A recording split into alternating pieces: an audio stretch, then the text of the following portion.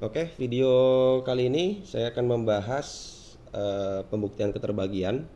Pembuktian keterbagian ini adalah bagian kedua dari induksi matematika, di mana nanti sebuah pernyataan matematikanya itu dalam bentuk keterbagian. Nah, syarat yang harus dipenuhi juga sama seperti pembuktian deret, di mana syarat yang pertama adalah n sama dengan satunya harus kita uji apakah dia benar atau tidak. Yang kedua, n sama dengan k-nya kita anggap benar atau kita asumsikan dia benar.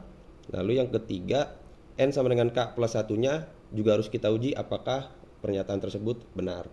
Nah, kalau misalnya tiga syarat tersebut terpenuhi, maka pembuktian untuk jenis pernyataan matematika ya, dalam bentuk keterbagian dia akan terbukti juga benar. Kayak gitu ya. Jadi hampir sama sebenarnya seperti pembuktian deret. Nah, di sini saya berikan contoh soal. Contoh soalnya adalah perintahnya buktikan bahwa n 6 pangkat n ya, maaf ya, 6 pangkat n plus 4 habis dibagi 5. Ya, jadi kita sudah buktikan apakah bentuk pernyataan matematika keterbagian ini dapat dibuktikan kebenarannya. Nah, yang pertama, karena syaratnya juga sama, berarti kita harus uji dulu n sama dengan satunya benar. Nah, jadi saya buat di sini n sama dengan 1. Jadi kita substitusikan nilai n-nya ke dalam pernyataan yang diberikan oleh soal, apakah ruas kiri dan ruas kanannya itu sama. Ya, jadi saya asumsikan bahwa 6 pangkat n plus 4 itu adalah Sn gitu ya.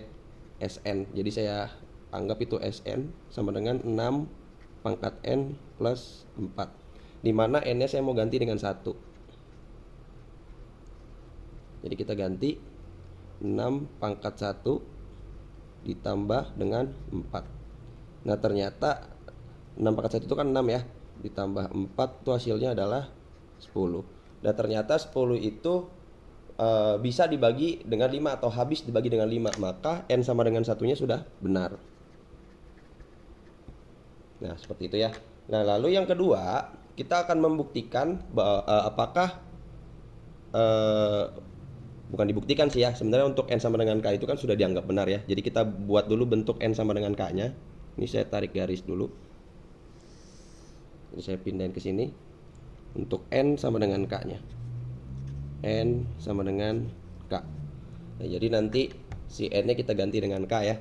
Jadi tetap dengan Sn sama dengan 6 pangkat n plus 4.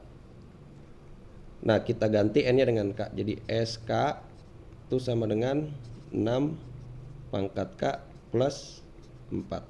Nah, karena dia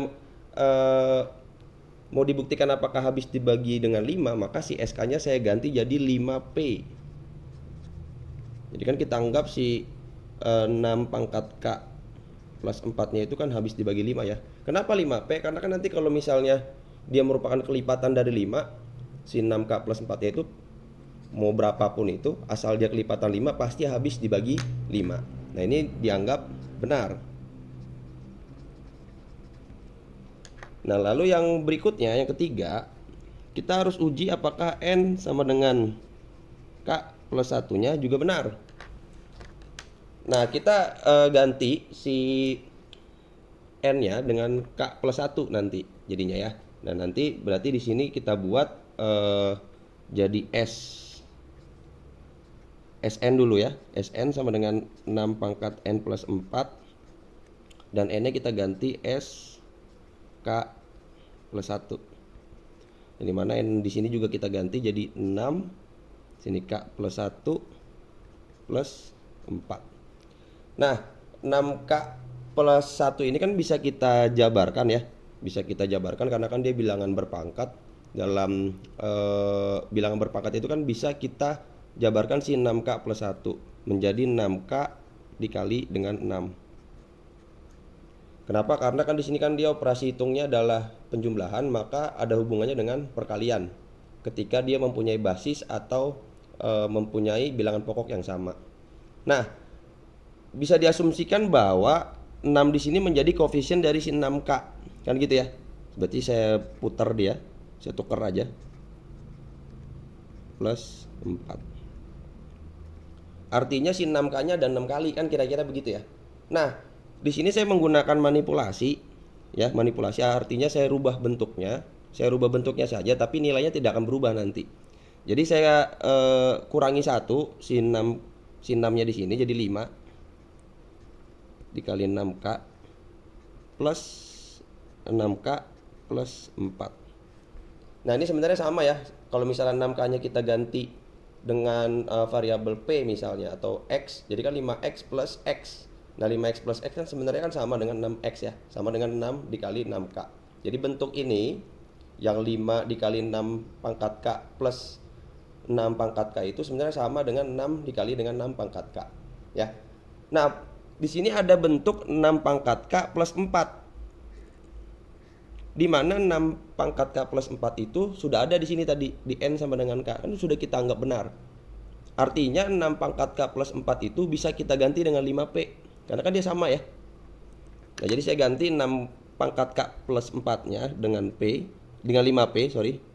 Jadi 5 dikali 6 pangkat K plus 5P ya.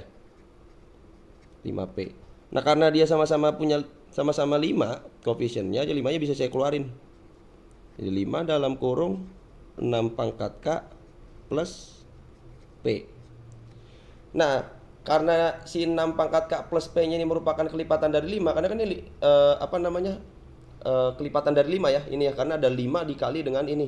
Jadi ini mau berapapun nanti hasilnya, nanti kan ujung-ujungnya bakalan dikali dengan 5. Nah, kelipatan 5 itu mampu atau akan bisa dibagi habis oleh 5 itu juga. Maka pernyataan untuk N sama dengan K plus 1-nya juga sudah benar. Jadi kesimpulannya, jadi saya buat di sini aja ya kesimpulannya. Kesimpulannya adalah 6 pangkat N plus 4 itu habis dibagi 5.